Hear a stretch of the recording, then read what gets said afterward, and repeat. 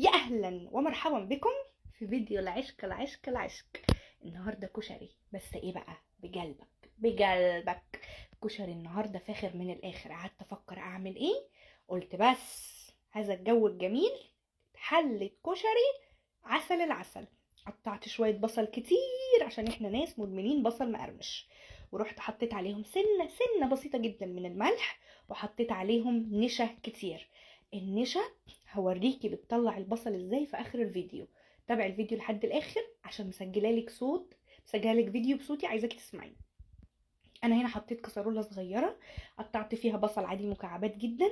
التركايه الحلوة لو انت فعلا قليتي البصل في الزيت، يبقى البصل اللي الزيت اللي قلينا بيه البصل هنستخدمه في بقية الكشري كله. لو انت مستعجلة زي حالاتي يبقى اشتغلي عادي خلاص بزيت وخلاص. انا هنا حطيت شوية بس كده بسيطة، عشان هرجع بعد ما اقلي البصل هحط شوية منهم من الزيت. جينا بقى للكشري الحلة الواحدة، جبت حلة حلوة كده كبيرة، حطيت فيها شوية زيت، ورحت نزلت عليهم اول حاجة هننزل عليهم بالشعرية. شايفين؟ لو جربتي كشري الحلة الواحدة مش هتندمي. انا ما بقيتش اعمل غيره دلوقتي، وسريع جدا هينقصك بشكل رهيب. قعدت اقلب لحد ما تتحمر ويبقى لونها كده ذهبي عادي، اللون العادي بتاع الشعرية.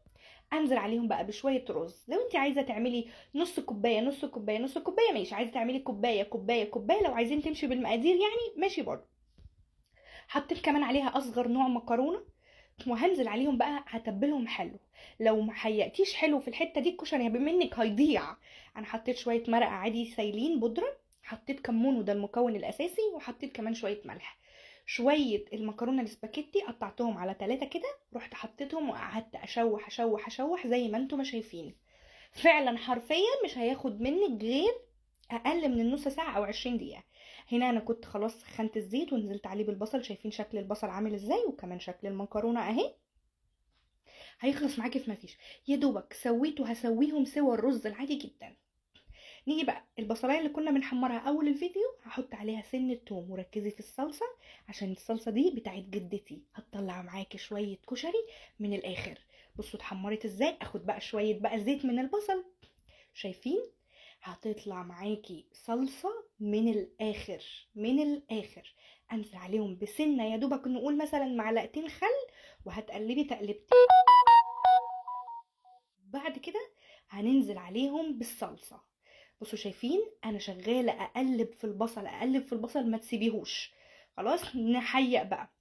حطيت شوية برضو مرقة بودر، الكمون وده اساسي في الكشري عموما. حطيت شوية مية، وهحط كمان شويه ملح حقيقي زي ما انت ما عايزه. بصوا انا شغاله اوريكم البصل عشان عايزه اوريكي التركايه ولونه اللي تطلعيه فيه اللون الصح.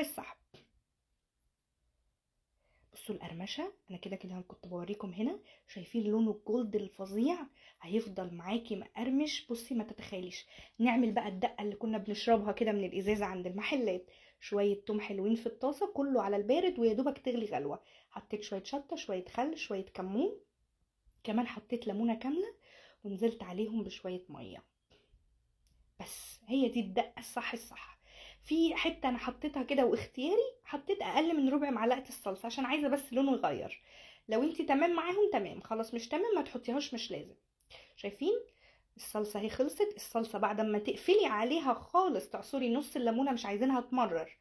نص الليمونه. شايفين الكشري والفلفله والحلاوه بتاعتها عامله ازاي؟ مش هياخد منك فعلا 20 دقيقه، انا ما كدبتش. خلاص ادي الدقه خلاص خلصت، الصلصه خلصت، المكرونه خلصت. دي اختياري، انا بجيب الكنه دي وبجيبها بدلار. الكنه دي انا بشطفها حلوه قوي، بفضل اشطف فيها وبعد كده بدلوها. بصوا شايفين الجمال.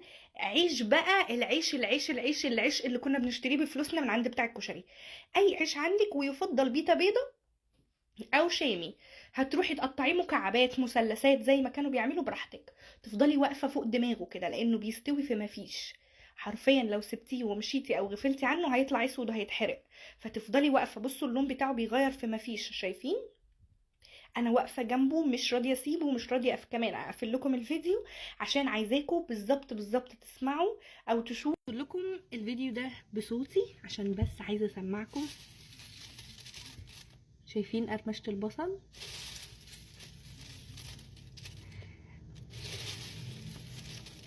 كل كل اللي احنا عملناه قطعنا البصل جوانح، حطينا عليه سنة ملح مش كتير عشان مش عايزين المية بتاعته تنزل ويبهدل الدنيا في الزيت، وحطينا نشا كتير. النشا مش بتغير من طعمه، النشا مش بتعمل فيه اي حاجة، بس بتخليه بنفس المنظر اللي انتوا شايفينه كده. شايفين جمال البصل والكريسبي عامل ازاي؟ لو بات قد ايه؟ لو بات يومين 3 4 هيفضل معاكي بنفس الصوت ده. اسمعوا تاني، ده العيش اللي احنا كنا بنشتريه من عند بتوع الكشري. شايفين؟ اي عيش بيتا، اي حاجه، اي عيش عندك، والاحسن يبقى شامي اللي هو الابيض. هحط عليه شويه ملح وشويه كمون لو عايزين تقرقشوا كده.